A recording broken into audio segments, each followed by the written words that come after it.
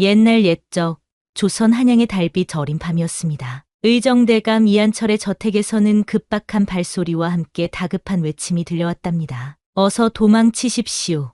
도련님, 관군들이 들이닥쳤습니다. 16살 이겸은 부친의 서고에서 책을 읽다가 급히 뛰쳐나왔습니다. 창밖으로는 횃불을 든 관군들이 저택을 에워싸고 있었지요. 아버님은, 어머님과 여동생들은 대감께서는 이미 체포되셨고 부인과 아가씨들은 몰래 외가로 피신시켰습니다. 도련님마저 잡히면 가문이 완전히 끊기니 어서 도망치십시오. 그날 밤 이겸은 충직한 하인 박노수의 도움으로 겨우 목숨을 건졌습니다.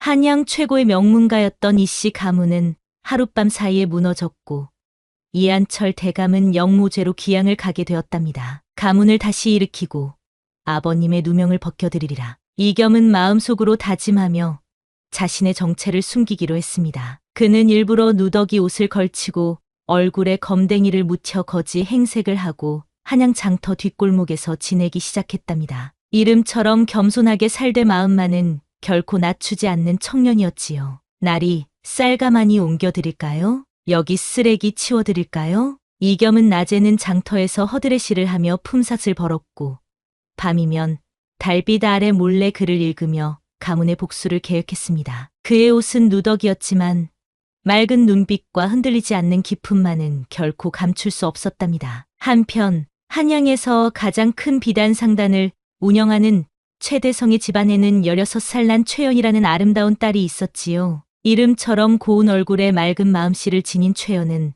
아버지 최대성의 눈에는 금이야 옥이야 하는 보물이었답니다. 연아, 상단 일은 내가 배워두어야 한다. 언젠가는 우리 가문을 이끌 사람이 될 테니. 최대성은 딸에게도 장사의 기술을 가르쳤습니다. 그는 딸을 아들처럼 키워 언젠가 자신의 뒤를 이어 상단을 이끌게 하려는 뜻이 있었지요. 민씨 부인은 처음에는 반대했지만 남편의 뜻을 거스르지 않았답니다. 여자아이가 너무 바깥일에 나서는 것은 좋지 않아요. 이 민 부인, 세상이 변하고 있소. 우리 연희는 보통 아이가 아니니 큰 그릇이 될 것이오. 어느 화창한 봄날 장터가 북적이던 때였습니다. 이겸은 평소와 같이 장터에서 짐을 날라주며 품삯을 벌고 있었어요. 그때 화려한 비단 치마를 입은 최연이 상단 아이들과 함께 장터를 순찰하는 모습이 보였습니다. 갑자기 한 종이 최연의 상단에서 비단 한 필을 훔쳐 달아나는 것을 발견했답니다.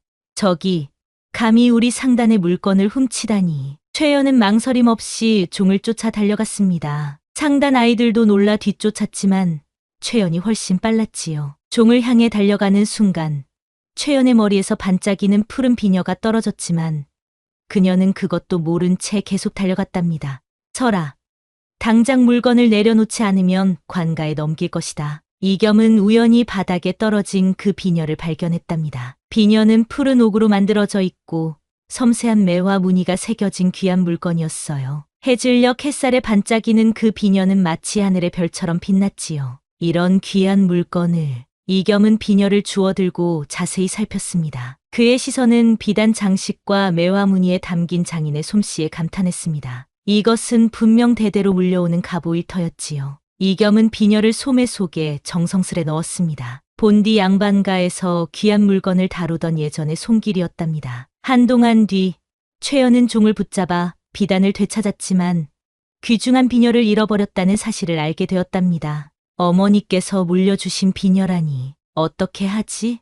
최연은 얼굴이 창백해져 장터를 헤매며 비녀를 찾기 시작했습니다. 그 비녀는 돌아가신 할머니께서 민씨 부인에게 그리고 다시 최연에게 물려주신 갑오였기 때문이지요. 꼭 찾아야 해. 그렇지 않으면. 이틀 후 최연은 다시 장터에 나타났습니다. 이번에는 더 많은 하인들과 함께였지요. 그녀는 상인들에게 비녀를 보았는지 묻고 다녔습니다. 푸른 옥에 매와 무늬가 새겨진 비녀를 보신 분 계십니까?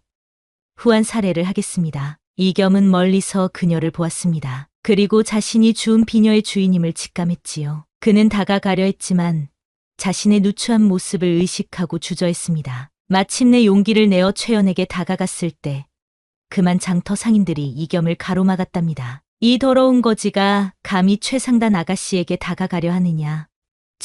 저는 아가씨께 드릴 말씀이. 이겸이 품에서 비녀를 꺼내려는 순간 장터의 순찰꾼이 그를 밀쳐냈습니다. 이 거지가 귀한 색시 물건을 훔쳤다. 잡아라. 이겸이 비녀를 꺼내는 모습을 본 상인들이 오해한 것이었지요. 순찰꾼들이 이겸의 팔을 붙잡았고 사람들이 모여들었습니다. 내가 훔친 것이 아닙니다. 이 비녀는 제가 주었을 뿐. 이겸의 목소리는 분명했지만 아무도 거지 차림의 그를 믿으려 하지 않았습니다. 최연은 소동을 듣고 달려왔습니다. 무슨 일이지요?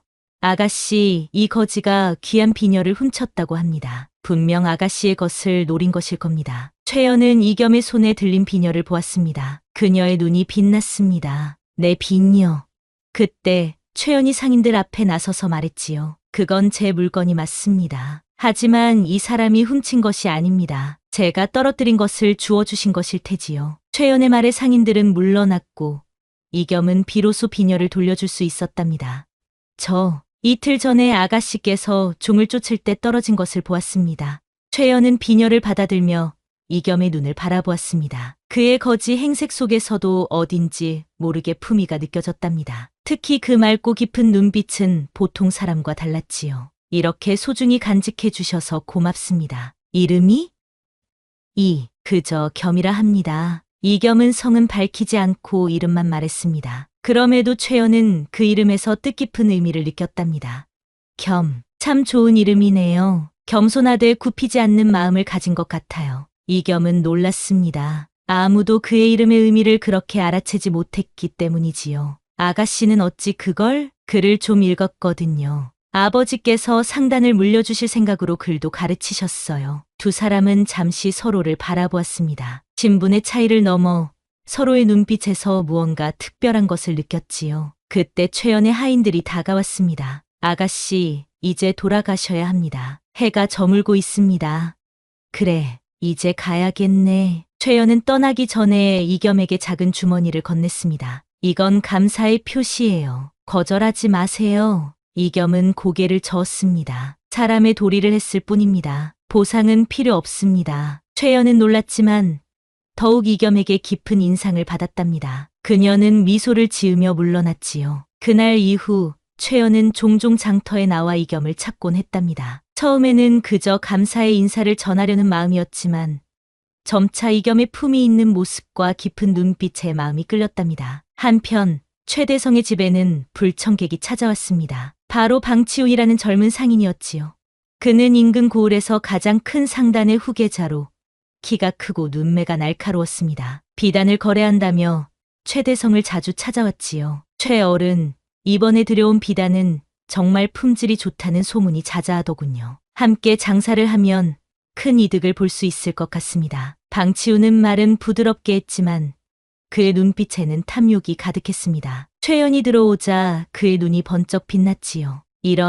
이분이 소문난 최 아가씨시군요. 정말 꽃과 같은 아름다움이시니 소문이 과장이 아니었습니다. 최연은 눈짓만으로 인사하고 빠르게 자리를 피했습니다. 방치훈의 시선이 불편했기 때문이지요. 최대성은 방치훈을 극진히 대접했습니다. 사실 그의 속마음에는 방치훈의 상단과 자신의 상단을 혼인으로 맺고 더 큰 상단을 만들려는 계획이 있었지요. 방 공자, 다음에 오실 때는 촌장님도 함께 모시고 오시지요. 제가 좋은 자리를 마련하겠소. 감사합니다.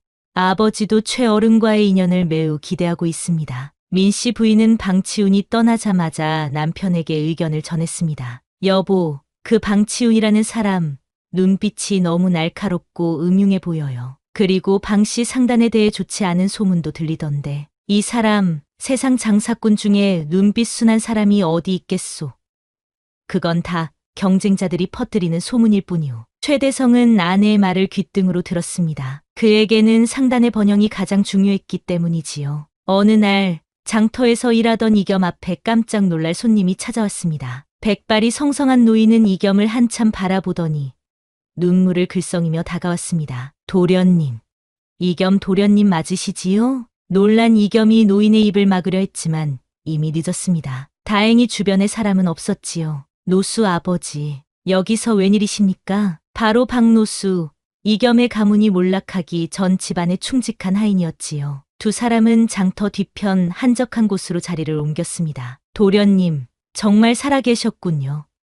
몇 년을 찾아 헤맸는지 모릅니다. 목소리를 낮추세요. 여기서 저는 그저 겸이라는 거지일 뿐입니다. 박노수는 이겸에게 가족들의 소식을 전해주었습니다. 어머님과 아가씨들은 외가에 몰래 숨어 계십니다. 대감께서는 섬에서 고초를 겪고 계시지만 무사하십니다. 이겸의 눈에 눈물이 맺혔습니다. 아버님께서 누명을 쓰신 진짜 이유를 알게 되었습니다. 방씨 상단의 방치후 영감이 조정 대신들에게 뇌물을 주고 아버님을 모함했다고 합니다. 아버님께서 방씨의 밀무역을 눈치채셨기 때문이지요. 방치우라고요? 그의 아들 방치훈이 요즘 한양에서 거래를 하고 있다고 들었습니다. 네, 그자는 아비를 닮아 간교하고 탐욕스럽다고 합니다. 도련님, 조심하셔야 합니다. 특히 박노수는 목소리를 더욱 낮췄습니다. 방치훈이 최대성의 상단을 노리고 있습니다. 그의 아름다운 딸과 혼인을 빙자의 상단을 통째로 삼키려는 계획이라고 합니다. 이겸은 가슴이 덜컥 내려앉았습니다. 최대성? 최연 아가씨, 네. 바로 그 최대성입니다. 방치우는 이미 그쪽에 접근 중이라고 합니다. 이겸은 주먹을 꽉 쥐었습니다. 최연을 생각하니 가슴이 아팠습니다. 그동안 그녀가 찾아올 때면 그저 신분 차이 때문에 마음을 숨겨왔는데 이제는 그녀를 지켜야 할 이유가 생긴 것이지요. 노수 아버지, 제가 어떻게 해야 할까요? 일단은 때를 기다려야 합니다. 제가 좀 더 증거를 모으고 있습니다. 방씨 상단의 비리를 밝힐 수 있는 서찰이 있다고 합니다. 이야기를 나누던 중 박노수는 이겸에게 작은 주머니를 건넸습니다. 저희가 몰래 모은 돈입니다. 도련님, 이것으로 새 옷이라도 마련하시고. 아닙니다. 지금은 이 모습이 저의 방패입니다. 때가 되면 제 모습을 드러내겠습니다. 한편 최대성의 집에서는 최연과 방치훈의 혼담이 오가기 시작했답니다. 방치훈은 최연을 처음 본 순간부터 그녀의 아름다움에 놀랐고 동시에 최대성의 상단을 손에 넣을 절호의 기회라고 생각했지요. 최 상단주님, 아가씨와의 혼인이 성사된다면 저희 방씨 상단의 모든 거래망을 개방하겠습니다. 두 상단이 하나 되면 한양 최고의 상단이 될 것입니다. 최대성은 방치훈의 제안에 크게 기뻐했습니다. 그는 하인을 불러 최연을 불렀지요. 내가 불렀습니까, 아버님? 연아, 방 공자와 혼담을 시작하려 하는데 내 의견은 어떠하냐? 최연은 깜짝 놀랐습니다. 방치훈은 미소를 지으며 최연을 바라보았지만 그 눈빛에는 탐욕이 가득했지요. 아버님, 저는 아직 혼인할 생각이 없습니다. 상단 일을 더 배우고 싶습니다. 연아, 어찌 그런 말을 함부로 하느냐. 방 공자는 재주도 많고 앞날이 창창한 사람이다. 너의 고집을 이해할 수 없구나. 최연은 속으로 한숨을 내쉬었습니다. 사실 그녀의 마음속에는 이미 이겸의 모습이 자리 잡고 있었기 때문이지요. 그의 맑은 눈빛과 깊은 목소리가 자꾸만 떠올랐답니다. 민씨 부인은 딸의 마음을 눈치챘습니다. 여보, 아이의 마음을 조금 더 헤아려 보세요. 혼인은 평생의 일인데 부인까지 그런 말을 하오?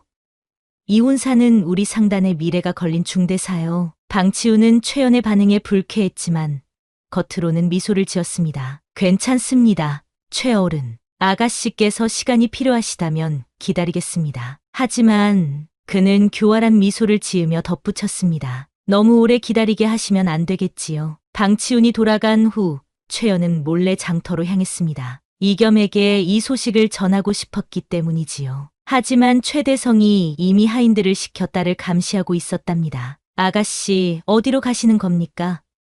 대감께서 외출을 금하셨습니다. 잠시 산책을 하고 싶었을 뿐이에요. 죄송합니다만 모시고 돌아가겠습니다. 최연은 할 수 없이 집으로 돌아갔습니다. 그녀의 마음은 괴로웠지요. 그때 민씨 부인이 딸의 방을 찾아왔습니다. 연아, 무슨 일이 있는 게로구나. 어머니에게 말해보렴. 최연은 어머니를 믿고 모든 것을 털어놓았습니다. 어머님, 저는 장터에서 만난 한 젊은이를 생각하고 있어요. 그는 거지 행색이지만 눈빛이 맑고 마음이 고운 사람이에요. 제 비녀를 정직하게 돌려주셨고 민씨 부인은 놀랐지만 딸의 이야기를 끝까지 들었습니다. 그래서 내가 장터에 자주 나가려 했던 거구나. 하지만 연아, 그 사람에 대해 아는 게 뭐가 있니?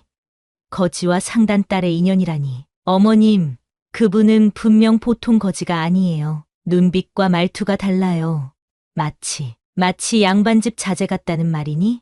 최연은 놀라서 어머니를 바라보았습니다. 민씨 부인은 미소를 지었습니다. 세상에는 다양한 사연을 가진 사람들이 있단다. 하지만 지금은 그 사람에 대해 더 알아봐야 할 것 같구나. 그런데 최연이 몰래 장터에 다녀온다는 소문이 최대성의 귀에까지 들어갔답니다. 한 하인이 최연이 장터에서 더러운 거지와 이야기를 나누는 모습을 보았다고 밀고한 것이지요. 연아, 내가 장터에서 이상한 거지와 어울린다는 소문이 있다. 이게 무슨 일이냐? 아버님, 그분은 단순한 거지가 아닙니다. 제 비녀를 정직하게 돌려주신 분이고 눈빛이 맑고 마음이 고운 사람입니다. 맑은 눈빛, 고운 마음? 내가 미쳤구나. 한양의 내로라 하는 상단 딸이 거지와 당장 그만두어라. 내일부터 내 곁에 몸종 둘을 더 붙여 감시할 것이다. 최대성의 단호한 명령에 최연은 더 이상 쉽게 장터에 나갈 수 없게 되었습니다. 방치우는 이 소식을 듣고 교활한 미소를 지었지요. 최 아가씨가 거지와 가까이 지낸다면 최 상단주께서 더욱 서둘러 혼사를 진행하실 테지. 이보다 더 좋을 수는 없군. 최연은 방에 갇혀 날마다 눈물로 밤을 지새웠습니다. 민씨 부인이 딸을 찾아와 위로했지요. 연아, 내 마음이 어디에 있는지 어머니는 안다. 하지만 세상살이가 그리 쉽지 않단다. 조금만 참거라. 민씨 부인도 실은 방치운의 가문에 대해 의심이 있었습니다. 남편 몰래 그 가문에 대해 알아본 결과 좋지 않은 소문들이 많았기 때문이지요. 시장 상인들 사이에서는 방씨 상단이 밀무역을 한다는 이야기가 돌고 있었습니다. 연아, 어머니가 좀 더 알아볼 테니 조금만 참거라. 어느 날 밤, 달빛이 밝은 밤이었습니다. 최연은 결심했습니다. 몸종들이 깊이 잠든 틈을 타 담을 넘어 몰래 장터로 향했지요. 이겸이 머무는 곳을 찾아 헤매던 그녀는 마침내 장터 뒤편 허름한 움막에서 그를 발견했습니다. 겸씨, 당신을 꼭 만나야 했어요. 깜짝 놀란 이겸은 자리에서 벌떡 일어났습니다. 아가씨, 이런 밤중에 위험합니다. 어서 돌아가십시오. 돌아갈 수 없어요. 저 곧 혼인을 하게 될지도 모릅니다. 방치운이라는 사람과 말이에요. 이겸의 얼굴이 창백해졌습니다. 방치운이라는 이름은 그에게도 익숙했지요. 그의 아버지는 이겸의 가문을 몰락시키는데 한몫했던 사람이었으니까요. 방치운이요? 네, 아버지의 뜻이라 거역할 수 없어요. 하지만 최연의 목소리가 떨렸습니다. 저는 당신을 잊을 수 없어요. 최연은 용기를 내어 이겸에게 다가가며 말했습니다. 신분이 뭐가 중요하겠습니까? 난 그대의 마음을 믿습니다. 당신의 눈빛에서 보통 사람과는 다른 무언가를 느꼈어요. 이겸은 흔들렸습니다. 그도 최연에게 마음이 있었지만 자신의 상황과 그녀의 미래를 생각하면 선뜻 대답할 수 없었지요. 아가씨, 저는 그때 멀리서 소리가 들렸습니다. 이쪽이다. 아가씨가 이쪽으로 갔다. 최연을 찾는 최대성의 하인들이었습니다. 이겸은 재빨리 결심했습니다. 아가씨, 빨리 돌아가십시오. 지금은 때가 아닙니다. 하지만 약속하겠습니다. 반드시 당신을 방치운에게서 구해내겠습니다. 이겸의 눈빛은 진지했고 최연은 그 눈빛을 믿었습니다. 그녀는 눈물을 머금은 채 급히 돌아갔지요. 그녀는 이겸의 진심을 느꼈답니다. 이겸은 그저 자신의 신분을 밝히면 더 큰 화가 미칠까 두려웠던 것이었습니다. 또한 방치운의 이름을 듣고 더욱 경계심이 생겼지요. 방치운, 내 아비가 내 가문을 무너뜨렸고 이제 너는 최연 아가씨의 가문마저 노리는구나. 다음 날 박노수가 급히 이겸을 찾아왔습니다. 도련님, 큰일입니다. 방치운이 최대성의 상단에 가짜 비단을 팔아넘기려 합니다. 그리고 혼인 후에는 최대성을 독살하고 상단을 차지할 계획이라고 합니다. 뭐라고요? 이겸의 눈에 불이 일었습니다. 어떻게 알게 되었습니까? 방치운의 신복 중 한 명이 술에 취해 실수로 말한 것을 제가 엿들었습니다. 그리고 박노수는 떨리는 손으로 낡은 서찰 하나를 꺼냈습니다. 이것을 찾아냈습니다. 방치우가 대신들에게 보낸 뇌물 목록과 이한철 대감을 모함한 계획이 모두 적혀 있습니다. 이겸은 서찰을 받아들고 읽었습니다. 그의 손이 떨렸습니다. 이것이면 아버님의 누명을 벗기고 방씨 가문의 악행을 밝힐 수 있습니다. 노수 아버지 정말 감사합니다. 도련님, 이제 행동하실 때입니다. 더 이상 기다릴 수 없습니다. 이겸은 결심했습니다. 더 이상 자신의 신분을 숨길 때가 아니었습니다. 최연의 가문을 구하고 동시에 자신의 가문도 되찾을 기회가 온 것이지요. 한편 최대성의 집에서는 방치운이 찾아와 혼담을 서두르고 있었답니다. 최어른, 이번 보름날로 혼례를 치르면 어떻겠습니까? 제 부친께서도 서두르라 하십니다. 그렇게 서두를 일인가?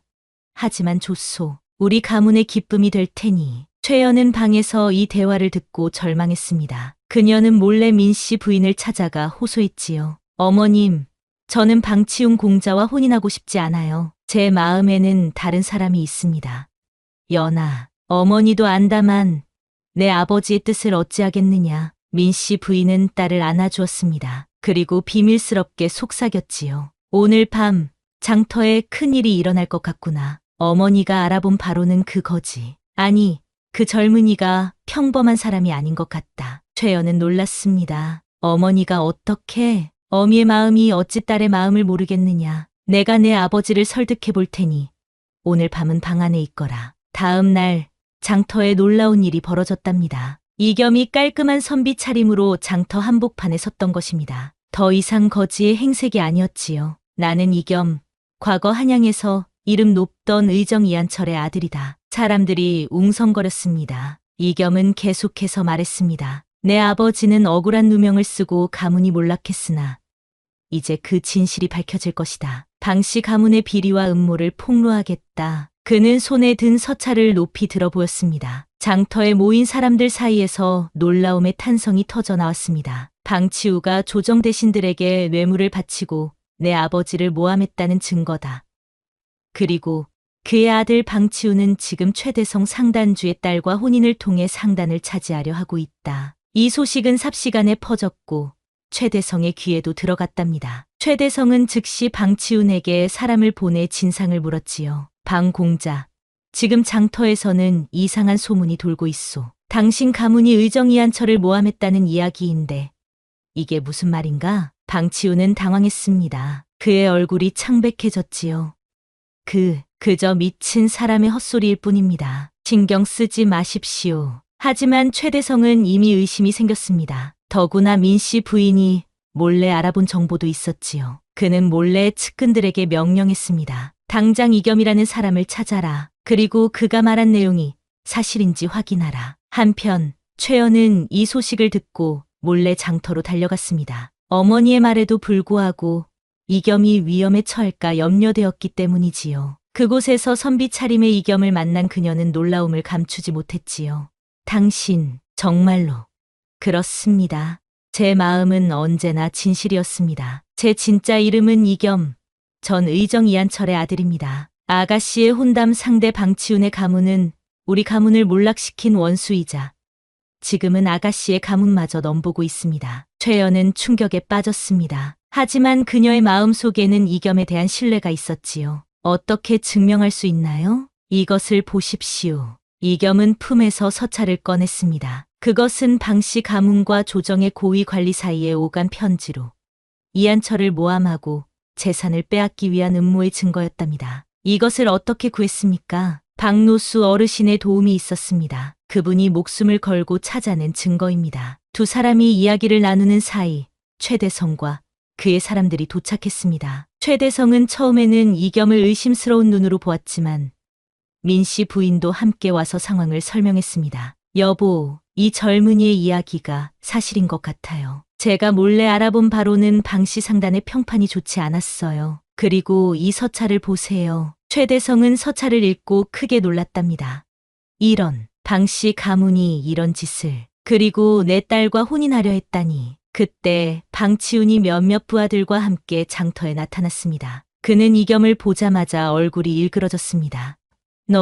내가 감히. 방치운, 이제 모든 것이 끝났다. 내 아버지의 죄악과 내가 계획한 모든 것이 밝혀졌다. 방치운은 부하들에게 신호를 보냈습니다. 저놈을 당장 제거하라. 순간 칼을 빼든 부하들이 이겸을 향해 달려들었습니다. 최연이 비명을 질렀고 최대성의 호위 무사들도 칼을 뽑았습니다. 그때 박노수가 미리 준비해둔 관군들이 나타났습니다. 모두 멈추시오.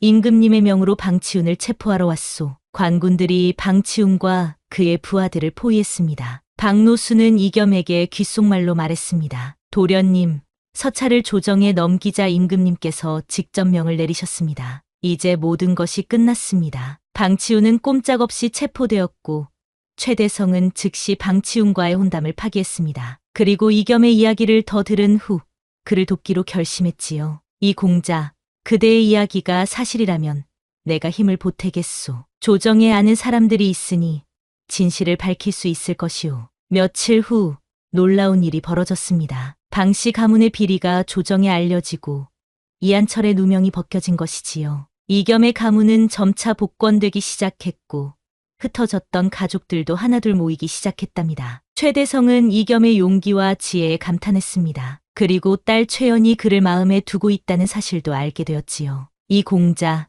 내 딸이 그대를 좋아하는 모양이오. 그대의 마음은 어떠하오? 제가 어찌 감히 최 아가씨를. 하지만 제 마음도 진실입니다. 최대성은 크게 웃으며 말했습니다. 때로는 하늘이 정한 인연이 있는 법이지. 내 딸과 그대의 인연도 그런 것 같소. 작은 비녀 하나로 시작된 인연이 이렇게 큰 일로 이어지다니. 그렇게 거상가와 양반가가 결합하기로 결정되었습니다. 혼례날 최연은 그 푸른 옥 비녀를 다시 꽂고 신부의 모습으로 이겸 앞에 섰답니다. 이 비녀가 우리를 맺어준 인연의 시작이었지요. 네.